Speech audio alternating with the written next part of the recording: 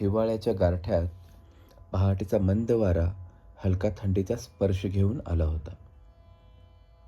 आणि मनात एकच विचार, आज सह्याद्री आम्हाला पुन्हा एकदा बोलावतोय. रस्ता मागे सरत होता आणि बाजूला सूर्य उगवत होता. आज आम्हाला चावंड किल्ल्याचा रोमांचक प्रवास अनुभवायचा होता. एकेकाळी छत्रपती शिवाजी महाराजांनी याचं नाव बदलून प्रसन्नगड असं ठेवलं होतं. हे जुन्नर, ज्याने शिवरायांना पाहिलं, मावळ्यांना पाहिलं आणि काळाच्या ओघातही आपली ओळख जपली. थोडंच पुढे गेल्यावर आम्हाला दिसली ती छत्रपती शिवाजी महाराजांची ही भव्य मूर्ती.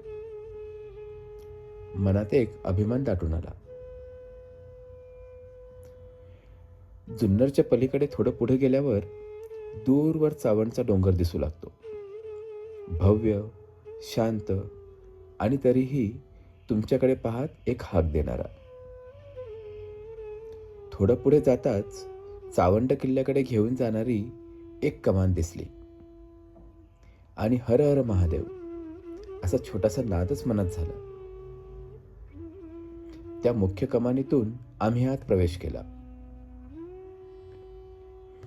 आणि गाडी पार्किंग केली. किल्ला पार्किंग पासून इतका जवळ दिसत होता की हे आजचं साहस घनदाट जंगलातून जाणार नाही हे तेव्हाच लक्षात आलं. थोडं वर गेल्यावर किल्ला आपली रांगडी ओळख दाखवू लागतो. हा शैल्य प्रकारातील किल्ला म्हणजे डोंगराची नैसर्गिक भिंत हीच त्याची ताकद. उभे कडे, नैसर्गिक दगडी पायऱ्या आणि प्रत्येक पावलागणिक वाढत जाणारा रोमांच, सर्व काही अद्वितीय. किल्ल्यावर चढाई जवळपास पूर्णपणे दगडी पायऱ्यांनीच आहे. अंदाजे 350 ते 400 पायऱ्या असाव्यात. पहिल्या टप्प्यामध्ये लागतात त्या थोड्या सपाट आणि नीट कोरलेल्या पायऱ्या. वर चढताना डावीकडे खोल दरी, उजवीकडे कातळाची भिंत आणि मध्ये तुम्ही निसर्गाने आखलेल्या एका अरुंद पण सुंदर वाटेवर. हे आहे किल्ला चढताना खाली दिसणारं चावंड गावचं सुरेख दृश्य. जशी उंची वाढत जाते तशी शांतता गडद होत जाते. पायाखाली येणारा प्रत्येक दगड सांगतो, तू सह्याद्रीच्या पोटात खोलवर जात आहेस.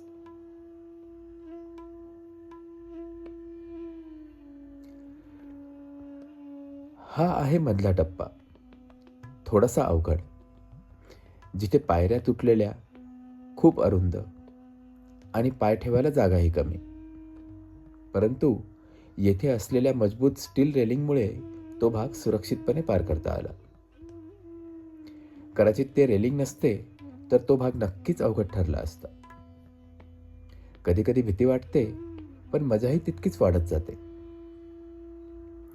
तिथून वर गेल्यानंतर परत येतात त्या मोठ्या दगडांच्या पायऱ्या, उंच उंच, दम काढायला लावणाऱ्या.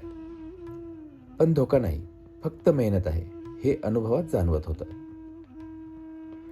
असाच हळूहळू चढत वर आलो आणि शेवटच्या चढाईनंतर डाव्या हाताला दिसला तो किल्ल्याचा महादरवाजा. दगडांवर कोरलेली महादरवाजाची चौकट अजूनही खूप सुस्थितीत आहे. इतकी सुंदर की बघताना वेळच थांबून राहील असं वाटतं. दरवाजे आता नाहीत, पण चौकटीवरच्या मध्यभागी असलेलं लहानसं कोरीव चित्र त्या काळच्या शिल्पकलेचं सत्य सांगतं. महाद्वार ओलांडून वरच्या पठाराकडे जाताना थोड्या वेळात दिसू लागतो तो हा तोफगाडा. पूर्वी मावळ्यांनी पहारा देण्यासाठी आणि शत्रूचा हल्ला रोखण्यासाठी केलेला हा बुरुज. आज शांत आहे, पण कधी काळी इथून हजारो सैनिकांची पावलं धडधडत गेली असणार. गवतामध्ये दडलेली, झिजलेली, शतकांच्या इतिहासाची साक्षीदार झालेली ही तोफ म्हणजे चावंडचा पहारेकरी. तोफ जणू अजूनही लक्ष्याकडे रोखून उभी आहे, लोखंडी गाड्यावर विसावलेली. आधी ही लाकडी गाड्यावर उभी होती, पण त्याची झीज झाल्यामुळे आता लोखंडी गाड्यावर विराजमान केलेली आहे. यातून उडालेल्या प्रत्येक गोळ्याने शिवछत्रपतींच्या मावळ्यांच्या छातीतील स्वराज्याची आग वाढवली असेल. वर पोहोचलो आणि सरळ गेलो ते चावंडाई देवीच्या मंदिराकडे. हे किल्ल्यावरील सर्वात उंच ठिकाण आहे. बाहेर मंदिरासमोर विविध देवतांच्या छोट्या मूर्ती आणि दीपमाळ, जणू या किल्ल्यांच्या प्रत्येक दिशेचं रक्षण करणारी. मंदिरात प्रवेश करताच देवीच्या मूर्तीसमोर एक अजब समाधान मिळतं. हीच ती देवता जी किल्ल्याच्या प्रत्येक दगडात शक्तीचा संचार करते. मंदिराबाहेर उभं राहिलं की जाणवतो तो थंडगार वारा, दूरवर पसरलेली डोंगरांची रांग. क्षणभरासाठी मन शांत होतं. इथून दिसणारा 360 डिग्री पॅनोरॅमिक व्ह्यू तर मनाला खूपच सुखावून जातो.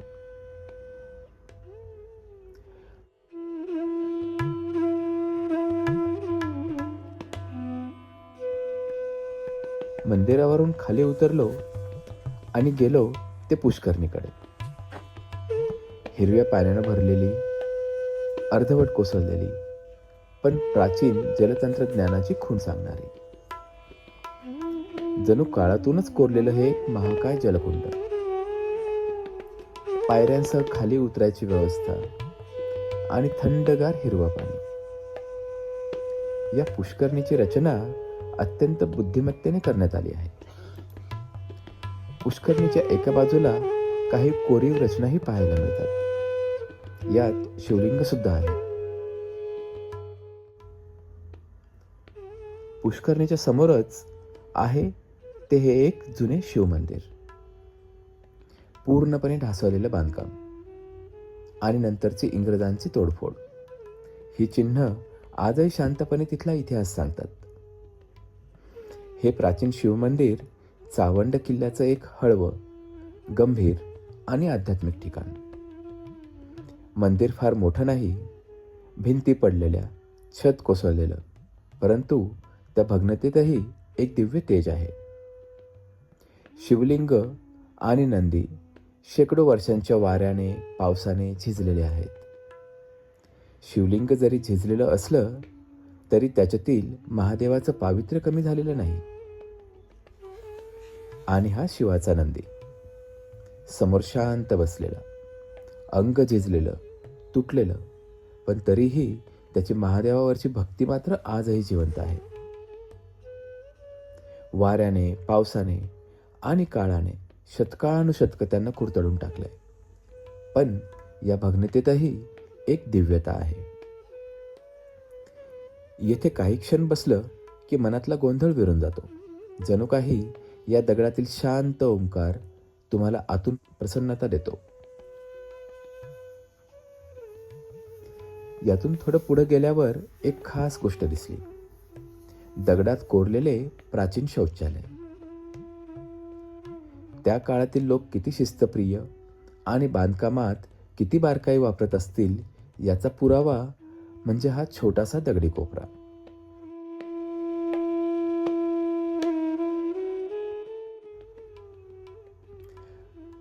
बाजूने थोडं पुढे खाली गेलं की दिसतात काही प्राचीन गुहा. येथे अनेक खोल गुहा आहेत, काही नैसर्गिक तर काही मानवनिर्मित. त्यात काही गुहा अत्यंत सुंदर आहेत. आत शिरताच जाणवणारी शांतता आणि गारवा मनाला खूप भावतो. या गुहा म्हणजे जणू काही एकेकाळच्या कुपीत बंद केलेल्या कथाच आहेत. यातील काही गुहा निवांत ध्यानासाठी, काही सैन्याच्या निवासासाठी तर काही देवपूजेसाठी वापरल्या जात असाव्यात. गुहांमध्ये पाऊल टाकलं की निसर्गाचा प्राचीन स्पर्श मनात उतरतो. सर्व काही जणू सांगतंय इथेही कधीतरी जीवन होतं. आज तिथे काहीही नाही, पण त्या खोल्या मात्र कॅम्पिंगसाठी अतिशय उत्तम आहेत. आम्ही तिथे थोडा आराम केला. या लेण्यांच्या बाहेर येऊन डोंगराच्या खाली नजर टाकली असल्यास दिसतो तो एक विस्तीर्ण जलाशय. हे आहे माणिकडोह धरण. निळशार पाणी बघून मन खूप प्रसन्न होते. यानंतर आम्ही पाहण्यासाठी गेलो तो या किल्ल्याचा सर्वात सुंदर आणि अद्भुत भाग. चावंड किल्ल्याची खरी शोभा म्हणजेच हे सप्ततलाव. 7 पाण्याच्या टाकींचा हा समूह. प्रत्येक टाकीचा आकार वेगळा, खोली वेगळी आणि भावही वेगळे. स्थानिक दंतकथा सांगते की या 7 तळ्यांमध्ये सप्तमातृका देवता विराजमान आहेत आणि हे प्रत्येक तळ हे एका मातृशक्तीचं रूप मानलं जातं. ब्राह्मी, माहेश्वरी, वैष्णवी, वाराही, इंद्राणी, कुमारी आणि चामुंडा या त्या सप्तमातृका. कथांनुसार सह्याद्रीच्या रक्षणासाठी देवांनी या 7 शक्तींना या किल्ल्यावर वास दिला. या 7 मातृकांनी चावंडाच्या माथ्यावर तपश्चर्या केली आणि त्यांच्या दिव्य शक्तीचा स्पर्श या तलावांच्या पाण्यात उतरला. इथे आम्ही ट्रायपॉड लावून शूट केलं. टाक्यांच्या अरुंद काठावर चालताना आमचे पाण्यात परावर्तित होणारे प्रतिबिंब खूपच सुंदर दिसत होते. टाक्यांच्या डाव्या बाजूला एक सुंदर दगडी लहान प्रवेशद्वार आहे. त्या कोरीव दारातून पुढे गेल्यानंतर समोरच हे तलाव अचानक एका फ्रेममध्ये दिसतात. जणू शतकांपूर्वी कलाकारानं रचलेलं एक सुंदर दृश्यच आहे ते.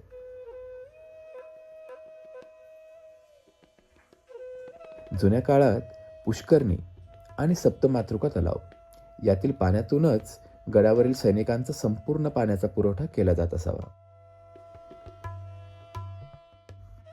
किल्ल्याच्या काठाशी उभं राहिल्यावर दिसतं एक अप्रतिम दृश्य.